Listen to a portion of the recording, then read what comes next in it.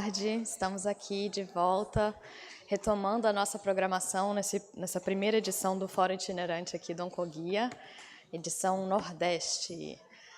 Boa tarde, gente, boa tarde. Estamos aqui também dando uma boa tarde para todo mundo que está acompanhando a gente online na transmissão, então também quem quiser compartilhar aí o link para que mais pessoas possam acompanhar a nossa tarde, fiquem à vontade, a gente está aqui ao vivo também.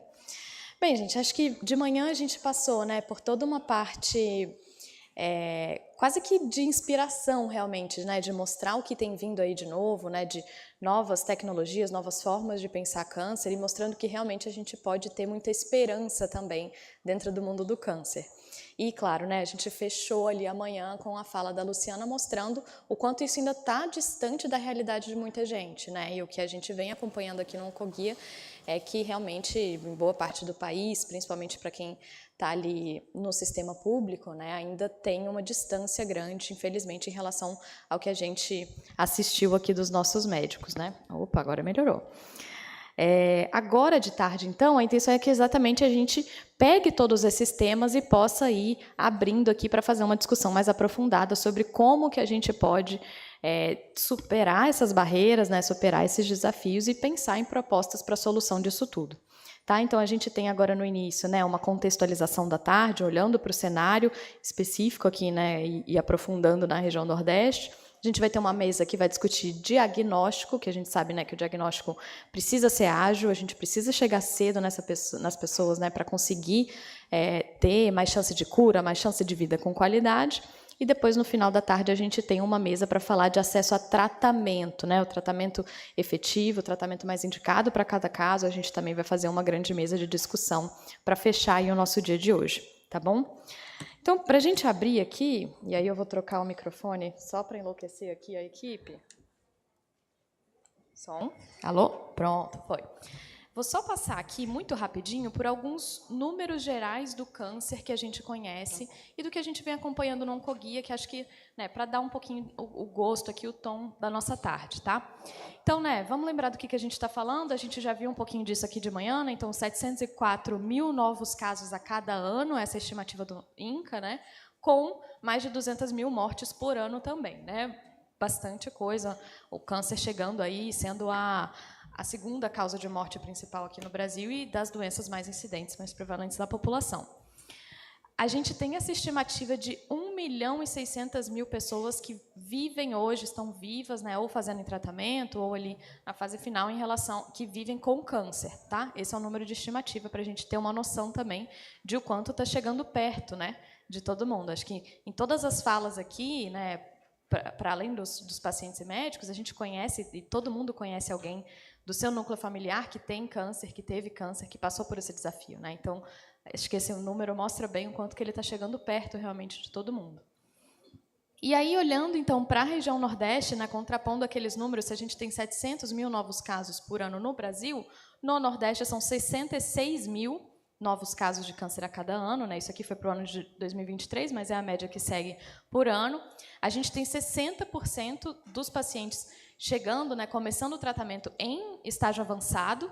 Então, né, são pessoas que já chegam em estadiamento 3 e 4, que muitas vezes não têm mais chance de cura, né, que vão precisar de um tratamento muitas vezes mais caro, mais complexo, né, e isso dificulta a disponibilidade também. E a gente teve aí, em 2023, 46 mil óbitos ocasionados pelo câncer. Tá? Então, esses são os números aqui, o panorama da região que a gente tem. Fazendo um comparativo um pouco, né, dos números do Brasil que a gente viu de manhã e trazendo aqui um pouco mais para a realidade da região.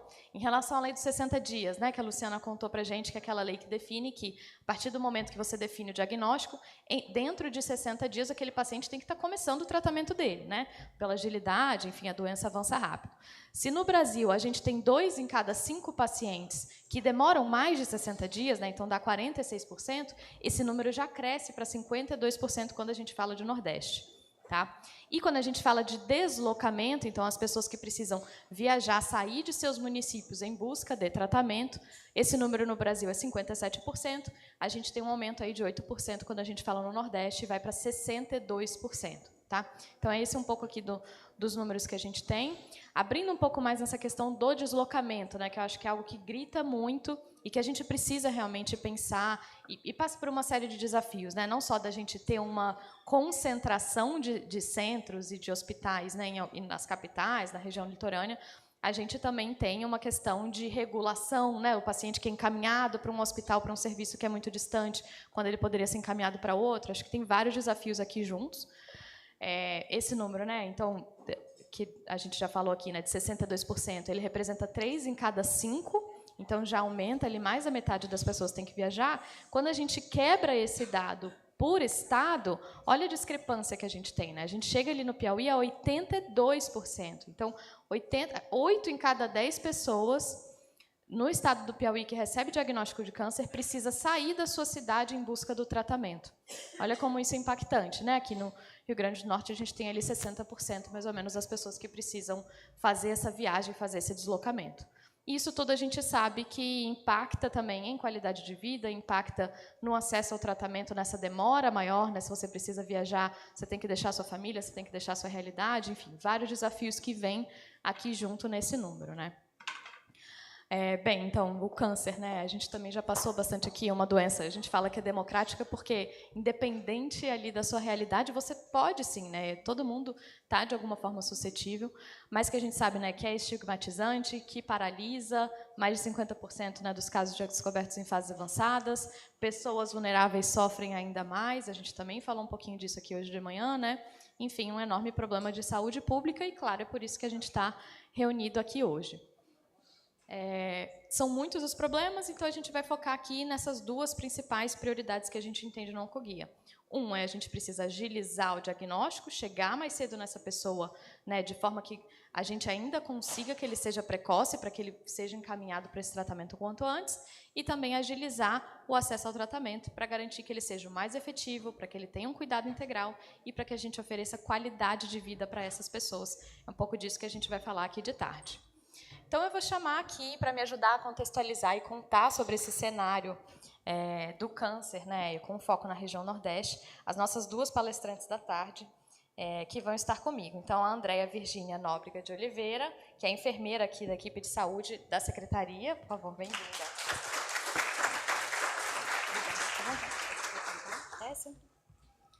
E também vou chamar para cá a Terezinha de Oliveira, que ela é consultora do COSEMS aqui do Rio Grande do Norte e também do CONASEMS, o Conselho Nacional de Secretários Municipais de Saúde. Bem-vinda.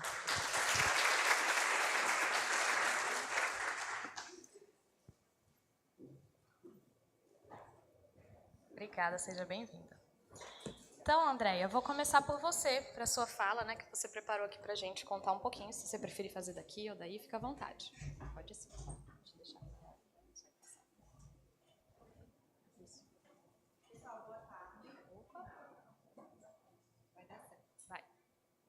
Boa tarde. Meu nome é Andréa, estou representando a CESAP no setor DANTS, que é o Núcleo de Doenças Crônicas Não Transmissíveis. E aí a gente tem diabetes, hipertensão, tabagismo e câncer. Eu quis mostrar um pouco da nossa realidade, assim, de alguma forma que sensibilizasse vocês. A gente sabe que tem gestores aqui, profissionais de saúde, enfim. É um pouco do que a gente enxerga aqui no Rio Grande do Norte, vendo de uma forma macro. O panorama do Rio Grande do Norte. Vamos lá. Falar um pouco sobre vigilância é importante vocês entenderem o nosso papel. Lá no DANTS, a gente faz parte da vigilância, né, CVS, e aí a gente vem com os dados de incidência, de mortalidade, a gente trabalha esses números e analisa esses números de alguma forma para que vocês entendam o que está acontecendo no território e viabilize as ações. E aí a gente tem a incidência, que é quando a gente fala sobre incidência, é o número de casos, o aumento do número de casos. Quando a gente fala de coeficiente de incidência, é como a gente mede a ocorrência dessas novas doenças, novos eventos. E os registros de câncer, eu gosto de falar também, que é onde acontece aqui as notificações no Estado. Então, a gente tem contextualizando um pouco, a gente falar sobre os fatores de risco, que são os principais causadores, né, que a gente encontra aí, como o tabagismo, como o abuso de álcool, como a dieta inadequada, ou hipercalórica, ou com baixo teor calórico, né? A gente vê aí uma sociedade que fica buscando a perfeição, mulheres que fazem muitas coisas para emagrecer, e isso também entra aí como fator de risco, genética, estresse e a falta de atividade física. A distribuição aqui no Rio Grande do Norte das unidades hospitalares, ela vem realmente sendo concentrada aqui na 7ª região, né, Natal e Mossoró, que é o 2º maior município. E a gente tem os hospitais da Liga. O que seria do Rio Grande do Norte sem a Liga, né? Graças a Deus a gente tem aí um suporte, 2 hospitais em Mossoró e os outros hospitais aqui em Natal. Muito confortável falar sobre isso, né? Porque a gente acaba validando a sua fala quando a gente fala que 60% dos pacientes e da população, né, do Rio Grande do Norte, para poder ter tratamento, precisa se deslocar. E aí, eu agora, antes de subir, eu olhei assim para as meninas, qual a população do Rio Grande do Norte? Porque a gente fala, 60% precisa se deslocar. E aí, 60% a gente fala aí de quase 200 mil pessoas. A gente tem uma população de 3 milhões e 300. Mais de 200 mil pessoas. Para poder fazer seu tratamento, precisa se deslocar. E quando a gente fala sobre vigilância, a gente vê um grande boom aqui na capital. Por quê? Quem conhece um paciente que precisou de tratamento e não veio para Natal? Quem conhece uma história de uma família que descobriu uma tia? Ai, minha tia está doente. Ela vai para Natal, para a casa de um irmão. Quem conhece essa história? É só o que a gente tem. E aí a gente tem o reflexo disso porque a gente só tem hospitais na capital. E o que é que acontece? Essa pessoa vem para cá, pega o comprovante de residência da família, se cadastra no cartão SUS com esse comprovante de residência e parece que só quem adoece é a população da 7ª região. Isso a gente sabe que não é a nossa realidade, não é a verdade. Mas acaba que a gente não tem como enxergar por causa da subnotificação, né, Fernanda? A subnotificação. Muitos pacientes já chegam em estágio final, são internados em alguns hospitais de municípios, alguns hospitais regionais, vem a óbito e não é notificado. E a gente não consegue alcançar esse número mais de forma real. Como é que está distribuindo aqui em relação às regionais? A gente colocando os números aí de 2019 a 2023, porque a gente trabalha com o ano fechado. Então, quando a gente vai fazer uma análise, a gente faz de 5 anos ou de 10 anos. E olha o que a gente tem aqui. Distribuído de forma regionalizada, né? A gente tem o grande número de pacientes, a gente encontra na 7ª região. A gente teve 450 registros aí de neoplasias malignas, de todos os tipos de neoplasias, tirando a de pele. E esse reflexo aí do que aconteceu nesses últimos 5 anos, né? O aumento expressivo. E aí eu tenho certeza que a gente tem pessoas distribuídas de várias regionais aqui que podem se enxergar o que está acontecendo na sua região. Todos aumentaram realmente, não tem nenhum que diminuiu. E vem trazendo essa grande preocupação quando a gente fala sobre os fatores de risco. Por que eu sempre coloco esse slide dos fatores de risco? Quando a gente vai falar sobre esses fatores de risco, não é fatores de risco, é com a faixa etária. Teve um probleminha aí, mas enfim. Quando eu coloco a faixa etária do paciente, a gente vê que o maior número é 60 anos. 60 a 70 é a população idosa. Por que falar sobre isso? A população acima de 50 anos, eles estão acostumados no sistema médico-assistencialista. Não esse sistema que a gente trabalha com o SUS, com prevenção e dando maior importância à prevenção e promoção à saúde. Quando a gente vai estudar o SUS, a gente entende que no período que eles eram mais jovens e adolescentes, a gente trabalhava com o sistema médico assistencialista. Ou seja, essa população aí, eles não têm a educação de procurar ajuda quando eles não estão doentes. Afinal, promoção e prevenção é isso. E aí eu levanto uma nova provocação para vocês. Imagine uma pessoa que não está doente, sai de Parelhas, Rio Grande do Norte, 4 horas da manhã, muitas vezes sem comer, para vir para Natal, 3 horas e meia de viagem, com fome, tá? Essa pessoa não comeu. E aí, para fazer um exame, muitas vezes de meio-dia, de 11 horas, para voltar para casa lá para as 4 horas da tarde, porque são 5 pacientes que vão fazer exames, e eles vão voltar a chegar em casa à noite, perdeu um dia de trabalho, passou fome, cansaço, para fazer um exame que eles não estão sentindo absolutamente nada. É um exame de prevenção, porque eles estão na população que são o público-alvo. E aí? Será mesmo que vocês, por exemplo, que eu considero que vocês têm melhores condições de esclarecimento mesmo, nós estamos falando com profissionais de saúde, vocês fariam isso? Quem já fez exame de mamografia esse ano? Quem já fez o PSA? Os homens.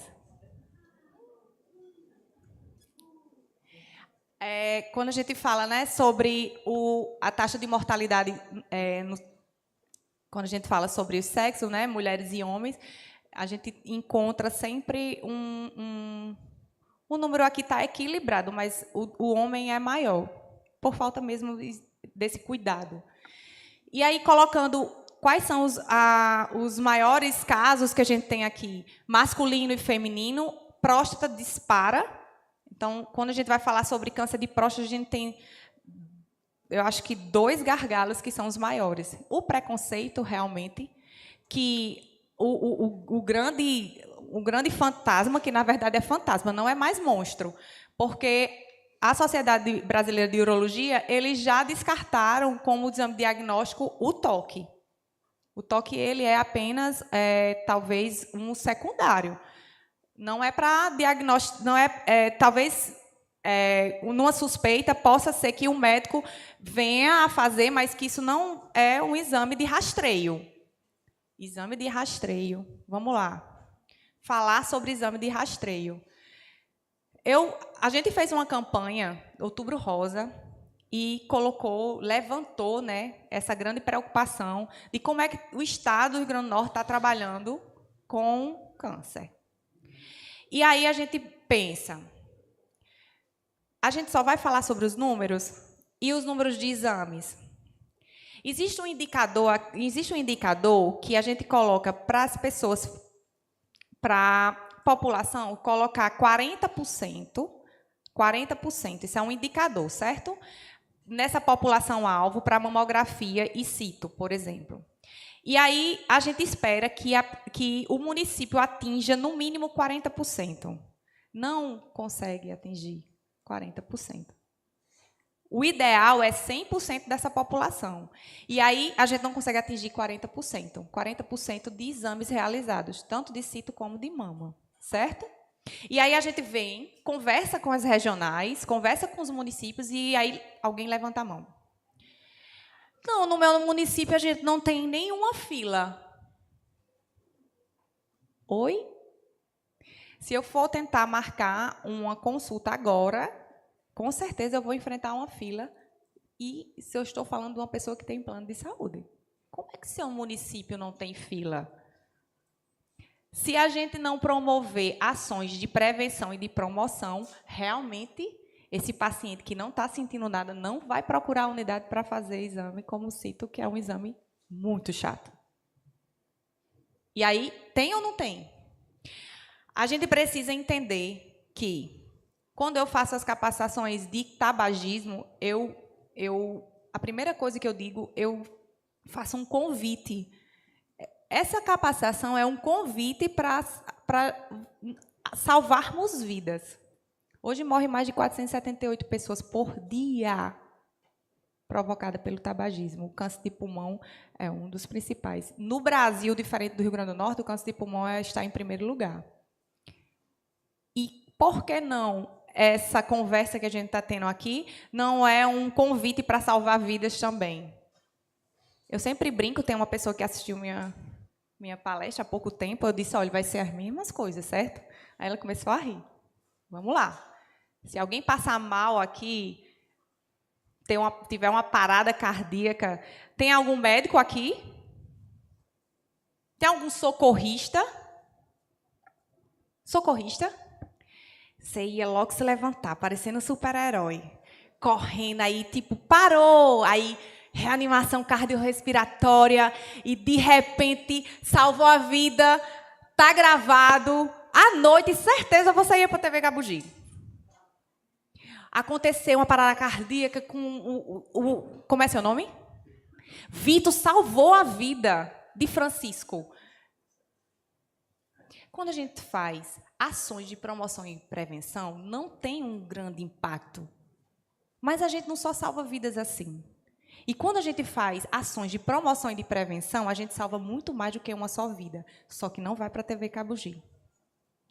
Quando a gente vê essa situação de próstata, de estômago, mama, colo de útero, a gente consegue salvar a vida de muitas pessoas e promover uma sobrevida, talvez com qualidade de vida, porque a gente conseguiu um exame de prevenção, porque a gente promoveu isso no nosso território e porque a gente tem essa sensibilidade de que a educação é o primeiro passo para promover saúde de verdade. Eu sei que a gente vai falar sobre a regulação, a gente vai falar sobre os exames, a gente vai falar sobre o nosso grande gargalo, que são realmente os exames especializados, o diagnóstico. É difícil, eu sei que é, mas a gente consegue fazer um trabalho muito grande quando a gente trabalha com promoção e prevenção. E eu vendo isso para onde eu vou.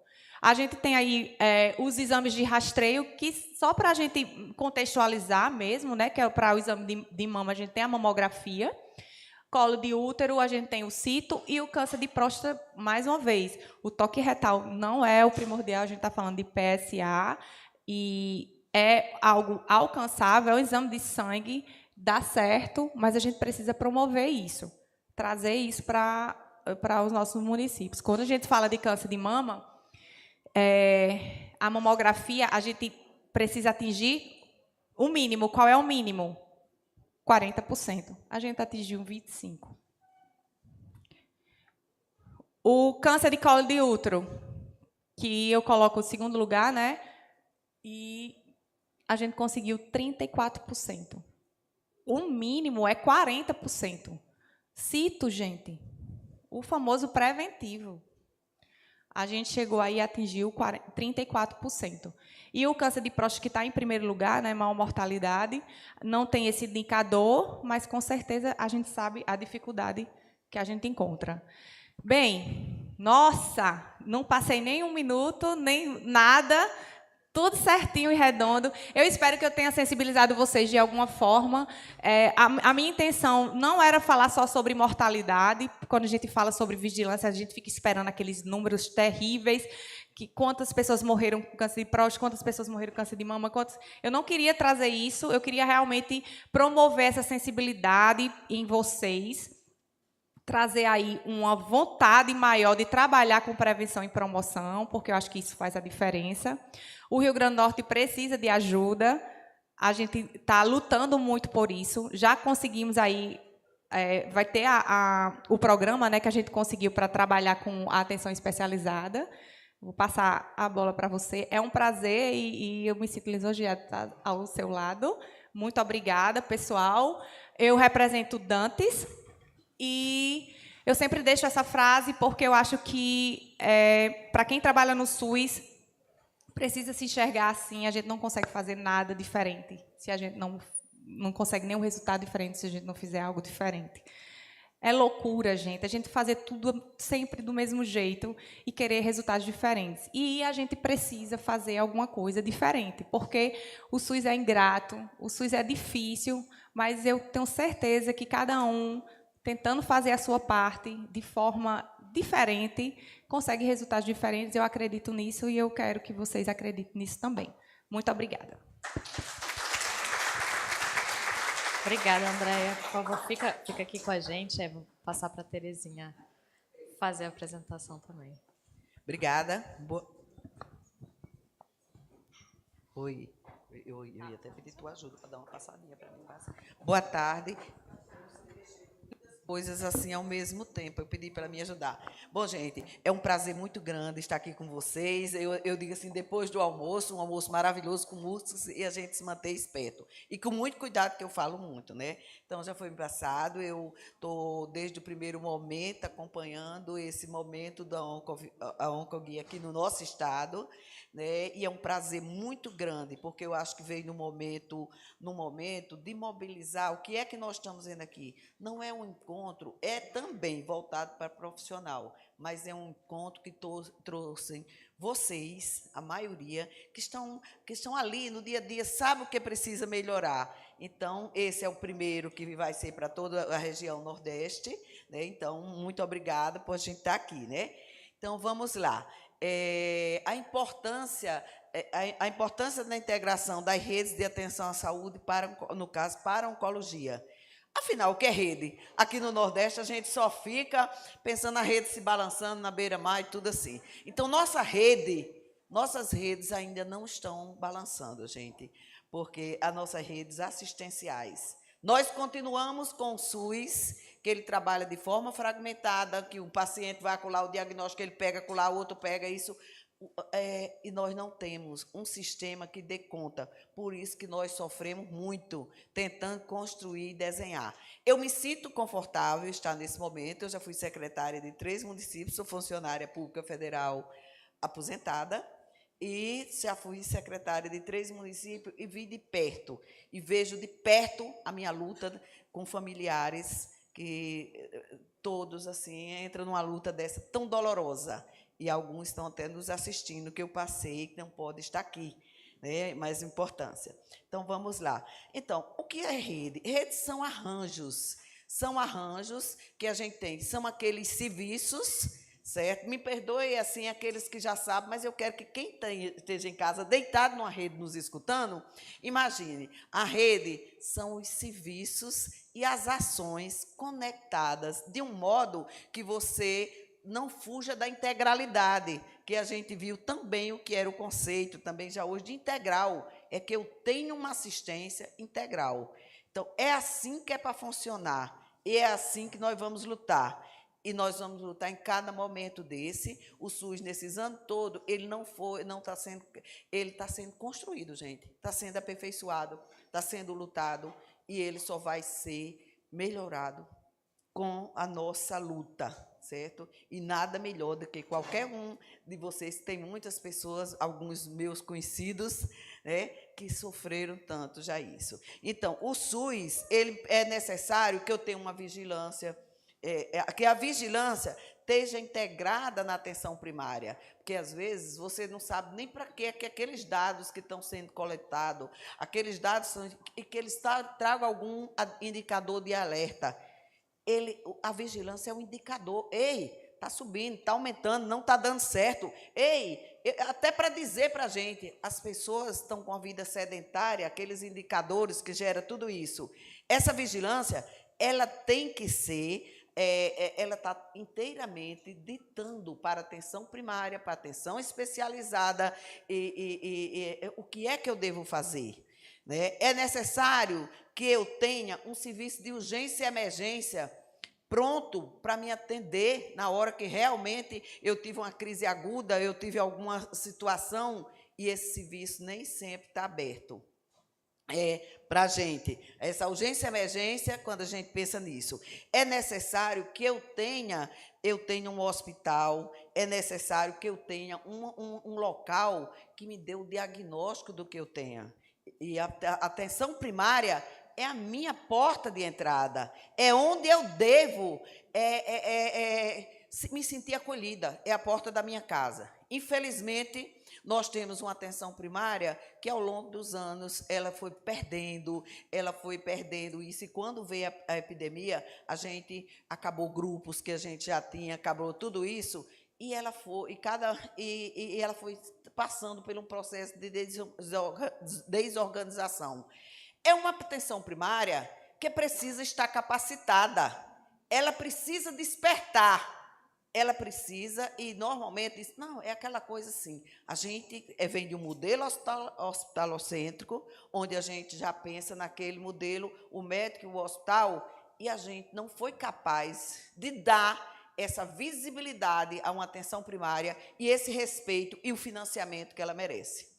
Né? Então, aqui nós temos, é importante, quando eu digo que eu vou falar de rede, que eu tenho aquele apoio à rede. Adianta eu dizer, você tem um diagnóstico, você não tem como se deslocar, porque essa é a realidade de muitas prefeituras, aí por isso que o carro sai de madrugada, eu não tenho as condições de me deslocar, as pessoas vêm. Me permita 2 minutinhos. Eu virei uma dona, eu me chamo, e muita gente sabe que eu até brinco, eu sou a dona do SUS. Por que eu sou dona do SUS? Me permita rapidamente. Eu estava com a tia, com câncer, na porta de um hospital, de um NACOM aqui, que nós temos, o Rio Grande do Norte é bem servido de CACOM, tem a nossa liga, e nós temos mais outros NACONs. Então, voltado, nós estamos falando aqui do câncer, para isso. E eu estava com a tia em tratamento no UNACOM e chegou uma pessoa dessas que vinha de madrugada, sabe? Sabendo, a atendente olhou para a pessoa, eu estava assim sentadinha, olhou para a pessoa e disse o seguinte, o rapaz vinha tremendo de febre, era uma pessoa com câncer infanto-juvenil, e ele vinha tremendo, aí a mãe disse, olha, a atendente disse, o médico não vem agora de manhã não, só vem de tarde para lhe atender, procura uma UPA, uma UPA ou a casa de apoio. Aí eu disse, não, o rapaz não vai sair daqui, não. E minha tia disse, sente, mulher, vai me prejudicar meu atendimento, você vai brigar aqui. Eu disse, vou brigar aqui. O rapaz vai ser atendido aqui, nesse hospital. E a moça disse, não, a gente não tem ordem. Eu disse, tem. Mulher, pega aqui a cadeira de roda. Já fui levando, e o povo tudo ali. Ela disse, quem é você? Com um olhar de deboche. Eu fui disse, eu sou a dona do SUS. Aí... o auditório, a fila era grande esperando. Ela é a dona do SUS. Eu disse, gente, dono do SUS somos todos nós. Vamos brigar, criatura. Agora, se era para melhorar, mulher, seu atendimento, eu sou a secretária de junta. Fui eu que fiz teu contrato. Eu fiz o teu contrato e esse rapaz vai ser atendido agora. Porque chega um momento da humanização, do olhar, do cuidado paliativos, e quanto da gente não se sente até humilhado por estar ali sabendo e achando muito gratificante, se a gente entender que o SUS é nosso e nós vamos brigar, nós vamos vencer ele na briga, tá certo? Bom, gente, então, é a questão, para a gente ter uma rede, a gente precisa ter uma regulação eficiente. Nós não temos. A regulação que me diz quanto tempo você está na fila, para mim não é regulação. A regulação tem que olhar para mim, quem eu sou, como é que eu estou, e quanto tempo a consequência vai me levar para aquele atendimento, quem está mais grave, qual tipo de atendimento você deve ter naquele momento. Nunca tivemos olhar. É um sistema que diz fila. Fila, para mim, é corrida de animal, é ringue que bota para correr. Está entendendo? Não é fila. Regulação, a fila faz importante para mim saber quantos estão ali. Mas é importante eu olhar cada um de vocês vendo como um ser humano que está precisando de um atendimento diferenciado. O registro eletrônico, péssimos. Certo? É necessário que a gente vai colher as informações. Eu estava vendo a colega, como é difícil a gente pegar um dado, como é difícil a gente montar uma informação, porque não são registrados corretamente, falta capacitação, falta tecnologia. A maioria das secretarias municipais de saúde, elas não têm informatização. Tá certo? Elas não têm, é naquele formulário. O profissional, quando eu estava vendo, preenchendo, ele leva mais tempo preenchendo na apresentação da manhã que a gente teve, preenchendo formulário, do que olhando para o paciente. Nós não temos o sistema de transporte. Esse são os sistemas logísticos. E quais são os de apoio? O diagnóstico. Gente, é de matar. você não tem, eu não vou falar nem do preço, eu vou falar da desorganização, porque o SUS, que trabalhava em cima de procedimento e de uma tabela, que uma consulta custa R$10, que um exame custa, como já foi de manhã aqui pelo Bernardo, o deputado Bernardo, gente, não é. A gente precisa realmente um financiamento digno, que a pessoa tenha um valor justo de ser acompanhado e tratado. Quando você vai para o setor privado, também ele trata o setor privado, ele trata você. Não, você precisa desse procedimento, mas você não vai fazer, não. Eu digo isso, que eu tive um pai que morreu de câncer, e eu tinha plano de saúde, tinha tudo isso. E eu tive uma hora assim, não, o senhor vai correr para o SUS, depois a gente entra com um plano na justiça. Mas é aqui que eu vou levando o senhor. Porque aí a gente vê que é de todos os lados. Nós temos a falta, o sistema de assistência farmacêutica, que já foi tão bem explicado pela manhã, eu não vou dizer, mas é necessário que seja definido. Ei, por que é que eu morro de dor na hora e eu não tenho direito? O que é que está incluído? O que é o básico? O que é o protocolo? É por isso que a gente está brigando para o que é que eu tenho direito a tomar. Porque eu tenho direito a isso e você não tem direito a isso. Eu senti isso. O que a gente escuta mais nas rodas é um passando para o outro, o que sentiu e que medicamento tomou. A gente se consulta. A teleassistência poder estar com esse cientista, com tantos outros que estão aqui à distância, que estão aqui, podendo dizer, ei, faça isso, que agora a gente tem uma esperança surgindo através da telemedicina, do SUS digital, mas hoje é a realidade. O sistema de informação, eu já disse. Então, gente, os sistemas logísticos de apoio, eles são transversais a qualquer rede de uma maneira só, de uma maneira geral. Não estou falando aqui só para o câncer, é necessário. Pode ir, Maravilha? Chica. Bom, e o que é uma linha de cuidado? Porque a gente falou uma rede, e o que é a linha de cuidado? Certo? A linha de cuidado, eu gosto muito de falar também, para quando eu vou dar uma aula, às vezes, uma fala, assim, não dou aula, eu falo nos cantos, a linha de cuidado é como a gente falou, que a rede eram as ações e os serviços que tinham que estar interligados. E a linha de cuidado, eu faço de conta uma rede de abastecimento de água, a água que corre dentro daquele sistema é a linha de cuidado. No caso aqui, o câncer é a nossa linha de cuidado, mas poderia ser poderia ser o AVC, poderia ser o infarto, que também são doenças crônicas, mas aqui é o câncer. E na assistência, então, a linha de cuidado orienta para a gente planejar, para a gente tomar as decisões, o que é que nós vamos precisar, tá certo? Se é câncer, eu vou tratar assim, tal, vai precisar disso. E na assistência, também nos traz para como melhorar a nossa prática do cuidado. E hoje aqui nós estamos tendo essas discussões todas e que a gente quer, lógico que continuar, e num momento que a gente quer trazer para vocês, que tem pessoas lutando no Rio Grande do Norte por isso, por essa batalha. E como tem, né? Pronto, maravilhosa. Olha, a linha de cuidado, eu chamo maravilhosa, gente, eu esqueço o nome de todo mundo. Mas maravilhosa é melhor, né? Não, a gente se olha no espelho, ela é maravilhosa, pronto. Então, a linha de cuidado, eu tenho que pensar, a gente já falou tão bem na questão de promover saúde, a linha de cuidado, no caso nós estamos falando, eu tenho que pensar ações de promoção à saúde e melhoria da qualidade de vida, que eu não vou já falar, porque a gente já falou, que ações são essas? Até porque o tempo, né? Eu olho para esse relógio aqui, estou agoniadinha. Prevenir, as ações de prevenção. E as ações de prevenção, gente, muita gente não vai porque ela não tem acesso.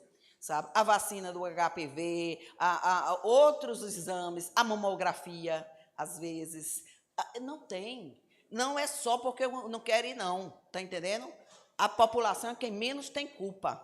Tem culpa porque ela não tem o esclarecimento, tem culpa por isso. E eu conheço vários exames citopatológicos que sequer chegam no laboratório. Tá certo? Porque, às vezes, não tem aquele laboratório contratado, esgotou o seu teto e acabou-se.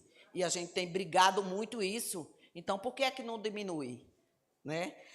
Aí a linha de cuidado requer o tratar e depois o cuidar. O cuidar, que esse cuidado deve permanecer do resto da vida da pessoa.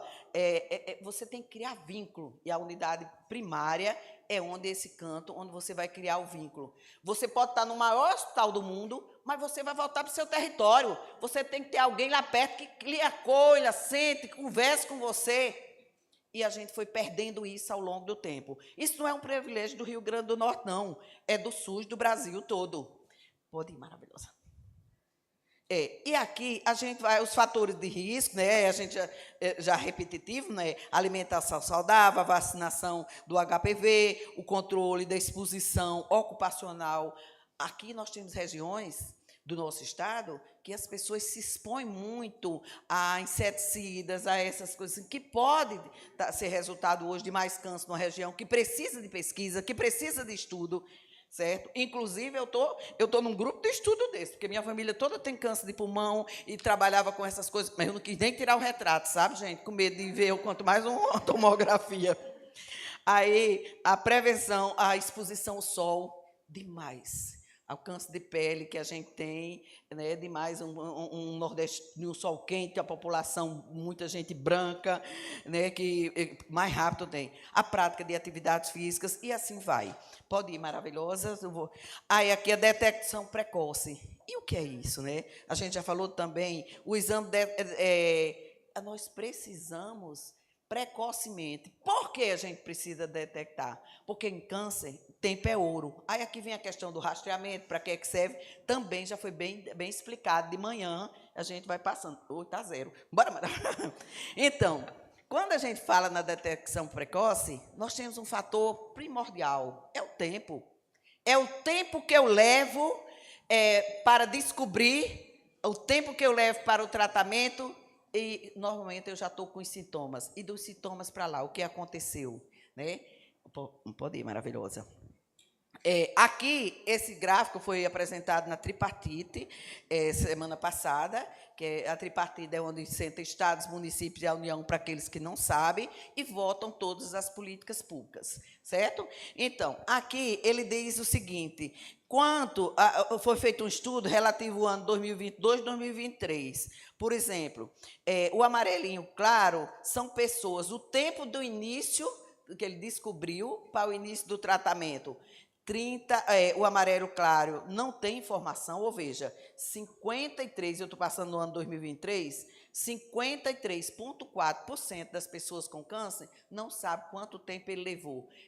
E nós temos leis. Cada dia se cria lei. Se tem uma coisa que tem lei, tem garantias e tem coisa, é em relação ao câncer. Mas de manhã foi perguntado se vocês sabiam que tinha lei, se sabia que tinha isso. Sim. E agora nós estamos fazendo, agora dia 19 de dezembro, um ano que essa lei foi reescrita, foi posta e está sendo pactuada. Né? Nós temos, por exemplo, só para vocês terem uma ideia, de 30 a 60 dias, 6% apenas da população. E mais de 60 dias, nós temos 16,3%. E até 30 dias, 23,5%. Ou seja, gente, a grande maioria das pessoas não sabe nem tempo que levou entre os sintomas para o tratamento. E o que é que isso repercute? Pode ir, maravilhosa. Repercute, aqui também eu tirei da apresentação do Ministério, 15%, ou seja, 44,5 mil pacientes que apresentaram um atraso entre 30 a 60 dias, aumentou a mortalidade de 6% a 8%. Veja, quanto mais tempo, 35% dos pacientes com atraso maior do que 60 dias para iniciar os seus tratamentos, a mortalidade foi de 12% a 16%. O impacto é mais acentuado para algumas indicações de radioterapia, de quimioterapia, está entendendo? Então, um dia é muito importante para você começar o seu tratamento. Vocês sabem todo disso, a importância. A gente demora a descobrir, a gente, depois que descobre, demora até a saber para onde eu vou agora. Quando eu vi ela falando dos cuidados paliativos, maravilhosa, parabéns, viu, maravilhosa, que eu adorei. Porque a gente precisa muito. Acompanhei o lançamento da política, e o que é que a gente precisa? a gente ainda está muita ideia do cuidado paliativo, home care, como se fosse só, eu chamo assim, a extremoção final. Mas a gente precisa trabalhar na nossa cabeça enquanto gestores, eu estou falando como gestora do SUS, isso que a gente precisa. Aumento do risco, 9% do risco de morte por atraso de 1 mês da radioterapia. Aí aqui ele se tirou um paciente de cabeça e pescoço. 13% do risco de morte para atraso de 1 mês no tratamento do câncer coloretal. Então, gente, ele foi pegando cada câncer, o que era que dava, e eu achei muito legal, porque entrei só pedacinhos dela. Pode ir, maravilhosa. Aqui, no caso do ranking, né, também já foi passado os tipos de câncer, muito eu não vou mais passar. Câncer de mama, como é que está? Tá, vou indo, vamos lá. E aqui, para que o diagnóstico, eu tenha um diagnóstico oportuno, eu tenho que ter uma atenção primária funcionando, eu tenho que ter uma atenção ambulatorial especializada funcionando, que daqui a pouco a gente vai falar, e eu também vou estar nesse outro debate, sobre o que é que está se pensando fazer para essa atenção ambulatorial especializada, porque a atenção primária, ou mal ou não, ela está lá, tem as unidades, a gente precisa melhorar a capacitação, qualificar uma atenção primária, aumentar sua resolutividade, mas a média alta é exprimida. É exprimida porque ela só foi vista como um procedimento individual, certo? E não existe um recurso para pagar a média alta. E o que é uma média alta? Começa, gente, de um exame laboratorial, de um citopatológico, certo? Começa de um simples raio-x, que você não tem acesso. Aí tem que ter o sistema de apoio, logística, a gente já falou, a questão da regulação e a gestão do cuidado. A gestão do cuidado, eu tenho que olhar para cada um e traçar para você um projeto terapêutico seu. Eu tenho que fazer com que a minha atenção especializada sirva de capacidade, como é assim? Ela sirva de formação para uma atenção primária, que essas pessoas conversem. Aqui as pessoas dizem, eu só quero ir para a liga, mesmo que a regulação sustenta.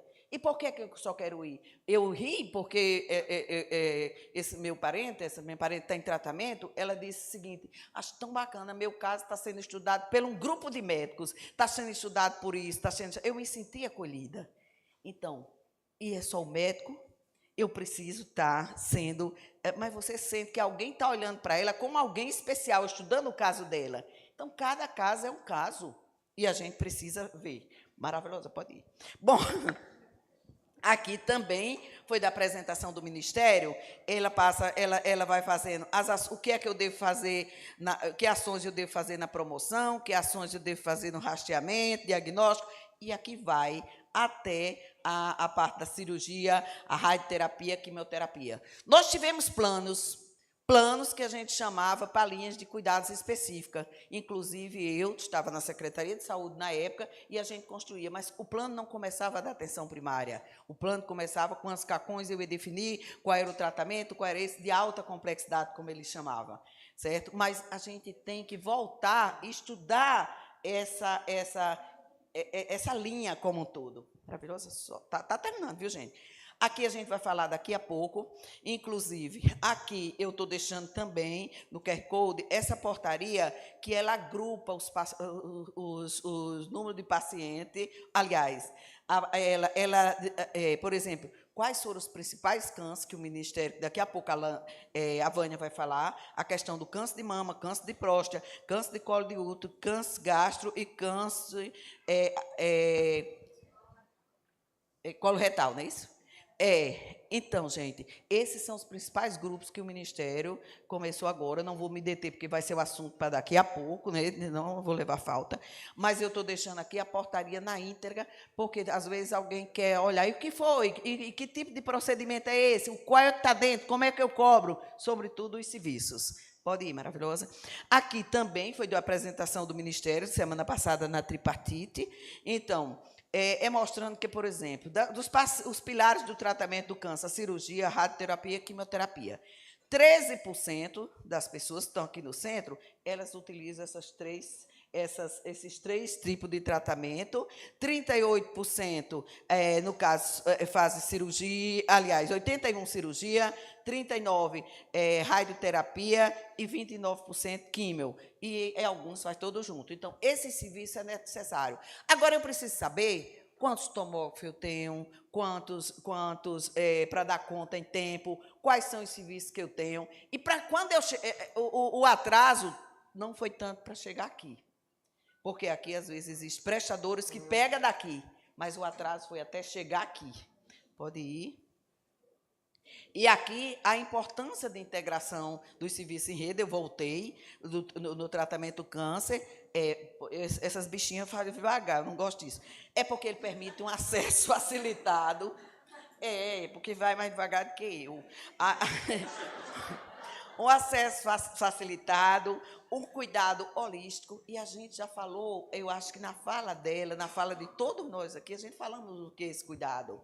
Esse cuidado, a gente tem que lutar. Por que a importância do trabalho em rede? Porque ele vai nos permitir esse acesso. Se ela funcionar, esse cuidado, eu vou ter grupos de profissionais voltados dentro da atenção primária, voltados dentro da atenção especializada, voltados dentro da regulação, certo? Para me ver, sentir o que é que eu estou sentindo.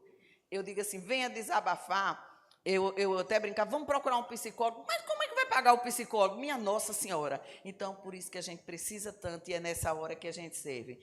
A redução de custos. Sim, quando você está em rede, você evita esse desperdício, porque a rede, você vai calcular ela de acordo, nós temos o Rio Grande do Norte é dividido em 8 regiões. Aquilo que eu não dou conta do dentro da minha região, eu tenho que ver para onde eu vou mandar aquele paciente. Mas primeiro eu preciso planejar. Certo? A rede precisa disso. A prevenção e a promoção, a educação continuada, porque é um mundo de coisa o que a gente vai ficando no dia a dia e o câncer vem sendo tratado como qualquer outra coisa que chega à unidade. Ele não tem um olhar específico. E a comunicação entre os serviços. Anteontem eu fui para a Câmara fazer uma coisa, o tema era ortopedia, e a gente vendo o grande problema. Para onde eu vou? Eu não vou contar e falta comunicação entre os profissionais. A gente, como é o fluxo? E que contra-referência eu tenho? Qual é a minha referência e qual a minha contra-referência? Isso precisa a gente construir dentro de um processo regulatório. E é necessário que a população saiba para onde vai. Para onde eu vou? E agora? Tá entendendo? Essa comunicação é cruel e ela tem se perdido ao longo do tempo. Por isso, mais uma vez, eu acho todos os espaços que tem para a gente falar, conversar, dizer que existe isso, e vocês que estão aqui, que são de movimentos, reproduzir nos movimentos, lutar, para conhecer, até para orientar o outro. O que é que ele vai fazer? Pode ir, maravilhosa. Pronto. Bom, aqui, o CONASEMES, o que é o COSEMES e o CONASEMES? O COSEMES é o conselho de todos os secretários municipais do Rio Grande do Norte, cada estado tem o seu conselho, e o CONASEMES é nacionalmente. Tudo que é pactuado, ou seja, financiamento, passa por essas instituições, por esses órgãos, né? São os órgãos que eles votam. Aí nós temos tripartite, a União, o Estado e, com sua representação, os municípios. Então, a nível federal, nós temos o CONASEMES. E o CONASEMES, bastante preocupado com essa situação também, ele elaborou esse, que ele chama CONASEMES em Foco, onde o tema é oncologia, onde ele traz ações, ele apontou para o Ministério da Saúde, ações até um ano, ações, reuniu pessoas de várias instituições, talvez até a Oncoguia tenha participado, mas várias pessoas, e construiu esse documento. Que ações nós vamos colocar? Que financiamento nós vamos querer? Aqui estavam envolvidos deputados, senadores, para começar a entender que nós necessitamos de recurso na saúde, que nós precisamos bancar, que não é fácil, não, que nós precisamos bancar essas condições do paciente, porque senão nós estamos brincando. Eu não vou dizer porque tem ações no primeiro ano, no segundo ano, e isso aqui é o que a gente pactuou enquanto Conselho de Secretário do Município, com o Ministério da Saúde, também eu estou deixando aí, porque vocês consultam que ações são essas, tal, é a partir da lei, o que é que nós vamos fazer. É a última agora, viu? Aí a última foi aqui, né, gente? Estou morrendo, mas eu ainda tenho esperança. Eu não posso fazer todas as coisas boas que o mundo precisa, mas o mundo precisa de todas as coisas boas que eu posso fazer. Cada um de vocês aqui pode. O poder de mudar O poder de mudar de vida está nas nossas mãos. Está. Mas a gente sabe que é uma guerra, mas a gente precisa ter certeza que a gente vai continuar lutando. Muito obrigada. Muito bom. Obrigada. Tá tudo bem, fique tranquila. Obrigada. Acho que foi muito bom, né? Porque as duas falas conversaram muito, né? De mostrar o quanto que, né? E trazendo ali muito da parte de dados, né? De mostrar o quanto, na verdade, a gente está aquém, né? A questão das metas que já são baixas para os nossos exames de rastreamento, por exemplo, que a gente não consegue atingir. E é isso tudo como a falha começa lá na dificuldade da rede de cuidado de estar alinhada, né? Dos municípios estarem coordenados, enfim, acho que mostra muito, de fato, né, os desafios que a gente está e por que isso também está acontecendo, né? Mostrando talvez um gostinho ali de caminhos que a gente pode pensar para tentar resolver e começar a resolver esses problemas, né? Acho que a gente, claro, ainda tem um longo caminho para percorrer, porque os desafios são grandes, mas a gente tem aqui elementos importantes para fazer essa rede acontecer de uma forma coesa, né?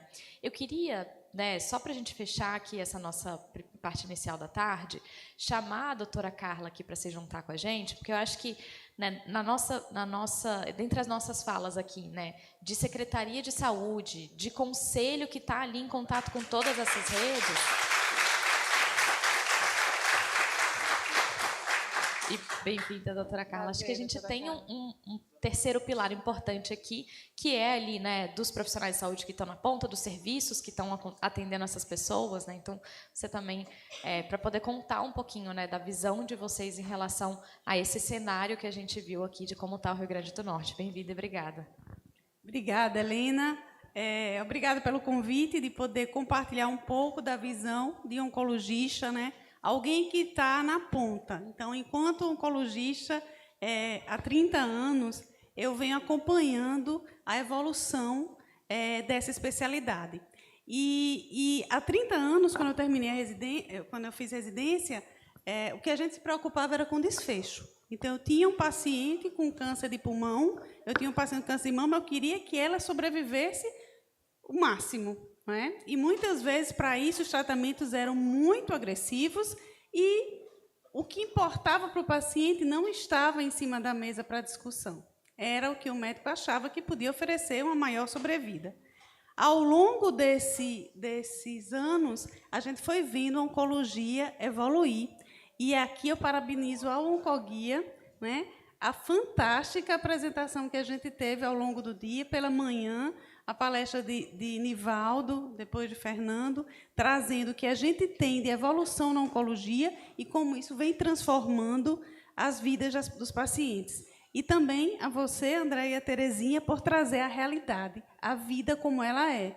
Imagine para quem é oncologista, que vai para os congressos, que vê toda essa tecnologia acontecendo e que quer oferecer aquilo para os seus pacientes. Quando eu vejo algo que vai, como o Herceptin, que foi uma droga que transformou a vida das pacientes com câncer de mama. Inclusive, tem um filme, é bem antigo, mas que vale a pena assistir, chama Uma Chance para a Vida, que mostra, né, o desenvolvimento da molécula, e ela realmente mudou desfecho, e passou mais de 15 anos para essa droga ser disponibilizada para o SUS. Então, ela chegou antes na saúde suplementar. De manhã, eu atendi uma paciente da saúde suplementar, oferecia medicação. À tarde, eu atendi uma mulher da mesma idade, com a mesma característica do tumor, e eu não poderia oferecer porque ela não tinha acesso, né? E aí, há 5 anos, eu fui convidada a ser coordenadora de experiência do paciente da Liga. E comecei a me aprofundar em experiência do paciente, e não tem como você estudar a experiência do paciente sem falar em jornada. E a jornada começa bem antes daquele paciente que eu pegava ali, enquanto sou oncologista, com aquele tumor para eu fazer quimioterapia. Começa lá, como a André falou, na conscientização que esse paciente está numa idade de risco e precisa fazer seus exames preventivos, precisa mudar a sua dieta, precisa fazer atividade física, os filhos precisam ser vacinados. E aí a gente vê o quão importantes são ações como essa, onde todos nós estamos na mesma sala e todo mundo na mesma página, né? Entendendo os conceitos E aí eu acredito que cada um de nós tem um papel. E um papel importante é o papel do paciente, não é? Ele precisa entender, e aí dentro dessa coordenação de experiência do paciente, eu fui presenteada, eu digo isso com o peito cheio, com a coordenação de grupos de voluntários e de pacientes. E a força que essas pessoas têm de poder contar sua história. Gente, história muda o mundo, mobiliza. Eu posso trazer vários números aqui, mas se eu contar uma história, se alguém dizer o que é que passou, com certeza eu vou impactar muito. Então, eu acho que a gente tem uma força, que é a força dessas pessoas que passaram por esse caminho. Terezinha, aqui na fala dela, contou umas 3 histórias que impactam, né? Quando você procura, primeiro você tem que ter consciência que o SUS não é de todos, não é? Quando a gente tem uma coisa, a gente cuida daquela coisa. Então, a gente precisa cuidar, a gente precisa saber quais são os nossos direitos, os pacientes precisam saber disso, e quando esse direito é negado, é preciso saber aonde buscar. Então, Helena, eu acho que, na minha visão de oncologista, eu vejo um futuro brilhante, eu vejo boas notícias, como Luciana trouxe pela manhã. Enquanto coordenadora de experiência do paciente, eu vejo algo também muito bonito, que é, Thaís, o cuidado paliativo sendo colocado na mesa, sendo dada a importância que ele realmente merece, embora a gente saiba que vai ter ainda um longo caminho para poder oferecer ele em toda a sua plenitude, mas a gente precisa ter consciência disso e brigar por isso. Então, tinha um professor meu que dizia: só se cumprimenta o que se conhece. E a gente precisa conhecer. A gente precisa conhecer quais são os caminhos que vão levar ao diagnóstico precoce, porque é o diagnóstico precoce que vai nos trazer melhores desfechos. Quais são os caminhos que vão nos permitir ter acesso ao medicamento certo. Quando o Fernando deu aqui a aula de medicina de precisão, né? Ela pode ser cara atualmente, mas é um futuro que já está aqui e a gente precisa brigar por essa acessibilidade. Então, câncer de pulmão, que lá no passado eu tinha 6 meses de sobrevida, hoje tem pacientes vivendo mais de 5 anos. Né? É muita coisa para um paciente que tem uma doença metastática. A imunoterapia que está transformando vidas e que a gente precisa oferecer mais a todos os pacientes, independente se ele entra no meu consultório, na minha instituição, pela porta do SUS ou pela porta da saúde suplementar. Eu acredito que entender, e aí eu inventei de entrar no mestrado agora para estudar exatamente a jornada do paciente com câncer de mama e qual é o impacto que tem ela ser tratada pelo SUS ou ser tratada pela saúde suplementar. E, muitas vezes, pessoal, a saúde suplementar está numa situação em que, às vezes, como Terezinha falou, o SUS é mais rápido, mais fácil. De repente, se você tem uma instituição de excelência, então a coisa realmente flui. E aí a gente tem o que é que leva, né, a esse desfecho ruim que eu estou pegando aqui na ponta. Começa, talvez, com a falta de conscientização.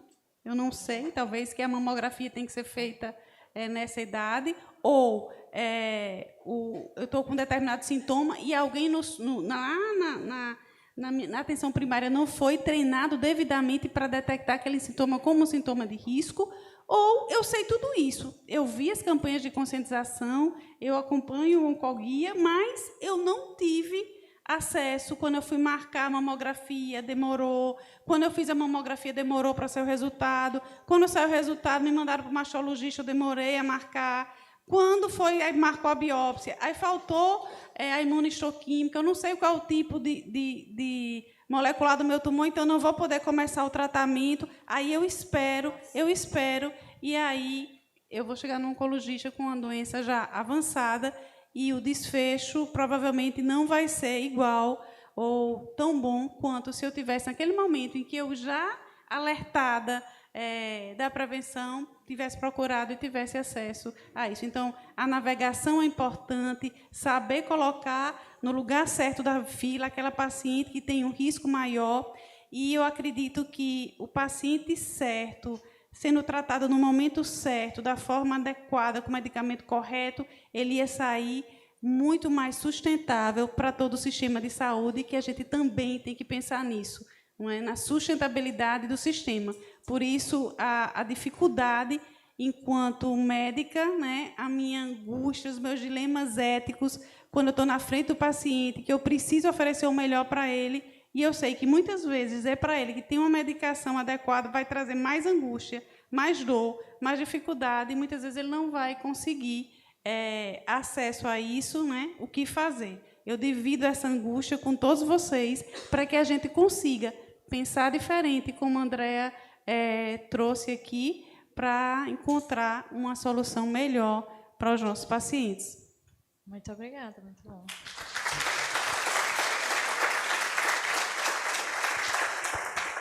Gente, acho que, enfim, né, a gente passou aqui por muitos pontos muito importantes. Queria agradecer vocês. Acho que a gente já está um pouquinho avançado na hora. E foi um bom ponto inicial para a gente passar agora pelos desafios mais específicos que a gente vai conhecer e ver como está tudo conectando com os elementos que vocês trouxeram, né, das falas de vocês. Então, muito obrigada. Obrigada. Vamos só tirar uma foto da mesa?